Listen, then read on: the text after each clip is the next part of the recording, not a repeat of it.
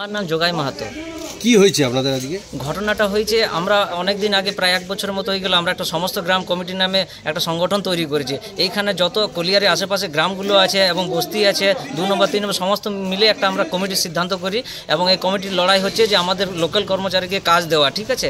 তো এর মধ্যে প্রাইভেট কোম্পানি অলরেডি আমাদের 30 জনকে নিয়েছে এবং ওরা বলেছিল 20 জন পরে নেবে, ঠিক আছে। তো 2 মাস পর 20 জনের ওরা বললো যে একটা লিস্ট দিন 20 জনের। তো ওইটা 20 জন সিলেক্ট করার জন্য আমরা গতকালকে একটা গ্রাম কমিটির মিটিং ডাকা হয়, ওইখানে সিলেকশন হয়, ওই 20 জনের নাম লেখা হয়, প্রত্যেকটি গ্রাম থেকে 2 জন করে প্রায় দেওয়া হয়েছে, ঠিক আছে। ওইখানে সিলেকশন হয়ে যাওয়ার পর আজকে আমরা ওই কাগজ জমা করতে যাই কলিয়ারিতে। আমরা 3 জন গিয়েছিলাম, আমি, জগাই মাহাতো, স্বপন মাহাতো এবং বিজয় গড়াই, ঠিক আছে। আমরা 3 জন যাই ওখানে কাগজ জমা করতে এবং কিছুক্ষণ পরে ওরা 2 জন আসে।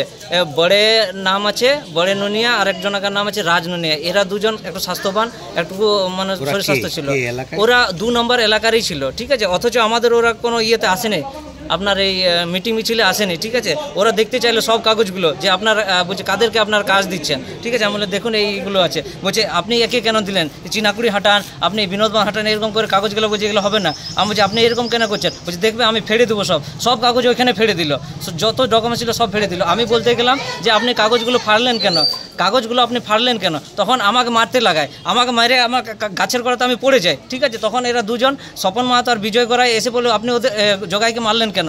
ওরা বলতে যে এদেরকে প্রচুর মারে, এমনভাবে মারে, স্বপন মাহাতো মেরে মাথা ফাটিয়ে দেয়, বিজয়ের মাথা তো চোট লেগেছে এবং আমাকে গাছের গোড়াতে আমি পড়েছিলাম। দিয়ে তারপরে যখন হাল্লা হয় তখন এই মহিলা একজন আমাদের যায়, মহিলাগুলো দৌড়ে আসে, ও ছাড়াতে গিয়েছিল এবং মহিলাটাকেও আমাদের মেরেছে এবং ওকে বাঁচানোর জন্য ওই এসিএলের একজন কর্মচারী গৌতম বাউরি নামে উনি গিয়েছিল ছাড়াতে, তো ওনাকেও মেরেছে, এসিএলের কর্মচারীকেও মারধর করেছে, পুরা মারধর করেছে।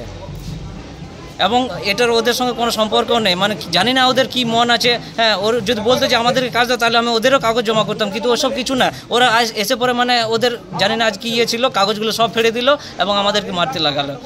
কোনো তাহলে ইসিএলের আধিকারিক কিংবা লোক নয় ওরা? না, ইসিএলের আধিকারিকও নয় আর কোনো ইয়ে থেকে হ্যাঁ কমিটিরও আমাদের নয়, কিন্তু ওরা লোকাল বাসিন্দা। আমরা এটাও বলেছিলাম যে কাজ নিতে চাইলে আমরা দেবো, কিন্তু মানে ওদের কাজ নেওয়ার উদ্দেশ্য ছিল না, জানি না আমাদেরকে মারার উদ্দেশ্য ছিল না আমাদের কাগজগুলো ফাড়ার উদ্দেশ্য ছিল। কাগজ সব ফেলে দিয়ে আপনি কাগজগুলো দেখে নেন, কাগজ আমাদের কাছে। পুলিশকে আমরা কল করেছিলাম ওইখানে যে আপনারা আসুন, তো পুলিশ গিয়েছিল, কিছুক্ষণ পরে লেটে গিয়েছিল, দিয়ে আমাকে এখানে বড়বাবু বললো যে আপনারা এখানে একটা লিখিত দিন, তারপর আমরা ওদের উপরে লিগ্যাল অ্যাকশন নেব।